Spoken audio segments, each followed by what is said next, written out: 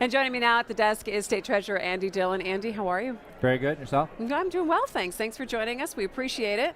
So what is the number one question that people are asking you as you're mingling through the crowd? I'm sure you get stopped every 2 or 3 people. What are people talking to you most about? Detroit, and the health of the city, and what's the status of the consent agreement and implementation. All right, so why don't you go ahead and get us caught up to speed. What is the status of it, especially with the legal challenge that the city attorney has mounted against the financial stability agreement? Right. Well, under the consent agreement, there was a 9-member board that was to be created called the Financial Stability Board, Advisory Board. And 7 of those 9 positions are filled. The mayors are filled, the governors are filled, and I had 1. So those 7 are there. You're waiting for council? No, the board can meet with 7. It's a quorum, and they can do business with 7. So we're moving forward, and we hope the city council gets on board.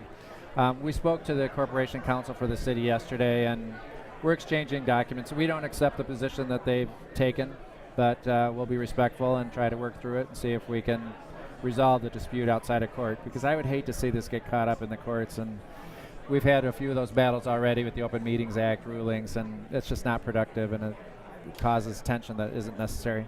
I think timing has also been an issue in this. Everyone keeps saying we're running out of time, we're running out of time. The city will run out of money at the end of June, true? Yes, although what we did, and this is what's interesting about the ruling of the Corporation Council, we agreed that we would secure another $137 million so that they could get through June 30. We did a private placement for $80 million back in April, and that has to be refinanced by mid-July. And part of that agreement is a contract between us and the city, and we can't access the public markets, or the city can't access the public markets without a contract between the state and the city. So this ruling, as it related to the consent agreement, now disrupts their ability to get their working capital. Okay. Yes.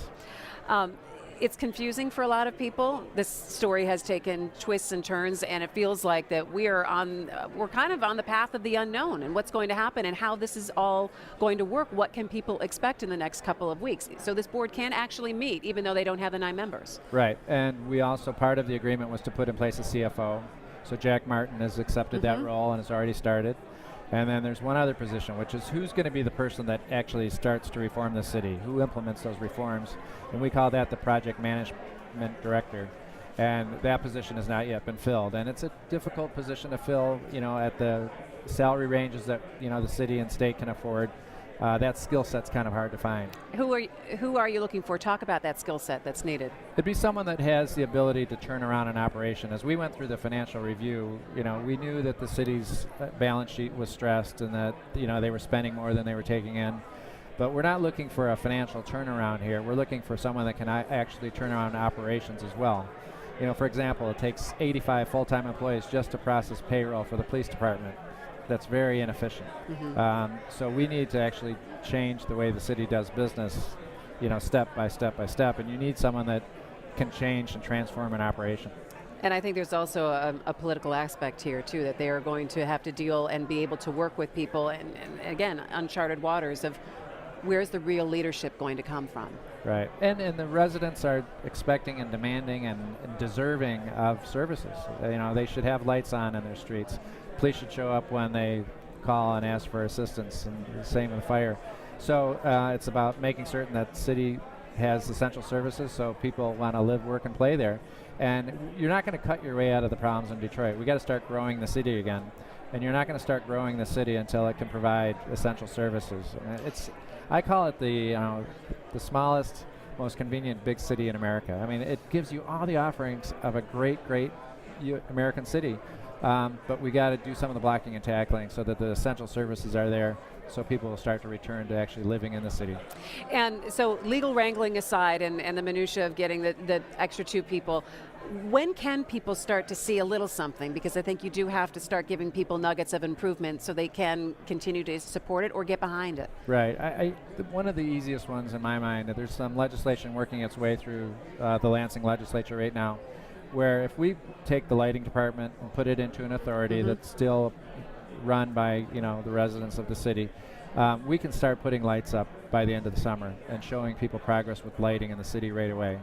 I think with the police department, with some reforms and getting more people from behind the desks out onto the street, cops back on the street, we can show some better law enforcement services there as well. Personally for you, how would you describe what this process has been in terms of trying to help Detroit through this financial crisis? Is it frustrating? Is it exhilarating? Is it, why do I have this job? Kind of describe on a personal level what this has been like, because it's All a of the process. above. I think people would be hard pressed to name a treasurer prior to this episode, right? Yeah. We've had a lot of cities, whether it be Pontiac or Flint or Highland Park Schools, where that falls under the role of the treasurer. So it's been a visible role, and it's been everything you described. It's been frustrating. It's been rewarding, that you actually are making a difference, and things that we're starting to do. It's possible that the emergency manager very soon can be removed from Pontiac, and they can go back to self-government with a balanced budget. And we're making progress in Flint, and I hope that 6 months from now, a year from now, that we can say the same thing about Detroit, that it's on the road to recovery. And you're not going to turn around Detroit in 12 months, but it's 2 to 5 years is the expectation people should have. But I want to see some kind of immediate, quick hit victory, so people say, all right, this can happen, get some momentum.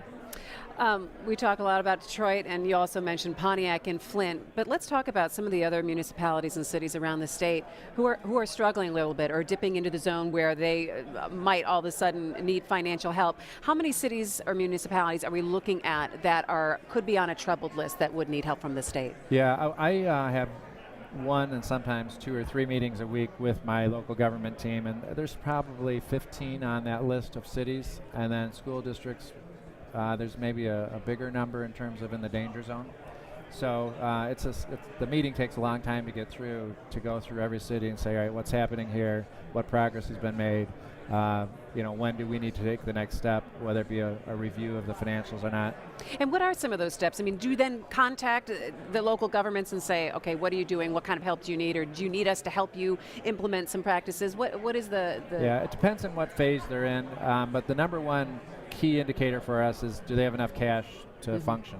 And if someone's about to run out of cash in 3 or 6 months, that really gets on our radar. And it's a collaboration. It's not like we come in and impose our will.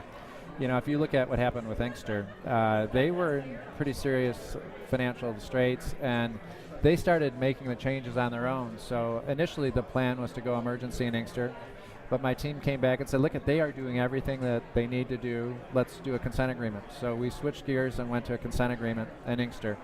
So it depends on what the condition of the community is, but in a lot of instances the problems are the same. It's just a different name and a different location, which is why we're moving to a concept that the governor is really embracing, which is, I call it the virtual city. We don't need to have payroll services replicated in every city. So from one kind of headquarters, we can offer a payroll product for communities, or offer a healthcare product. Whatever the cities want, or whatever their Achilles heel may be, we could have a best practices virtual city that provides those services to 2, 4, 10, 50 cities throughout the state. So that, I think it'd be the first in the country to do this, and we're really excited about it. It's a way to consolidate cities without having them lose their identity. A lot of the back office things can be consolidated and shared. They all don't need their own IT system, their data, storage systems and servers. We can do that through a central location, and so I'm excited about that project, and I think that'll help solve a lot of the problems for many of these distressed communities. And it's going to keep you very busy. That it will. Andy Dillion, State Treasurer, thanks so much for joining us, and we look forward to seeing the progress in Detroit as well. Great, thanks for having me. Okay, and you are watching coverage of the Mackinac Policy Conference. We'll be right back.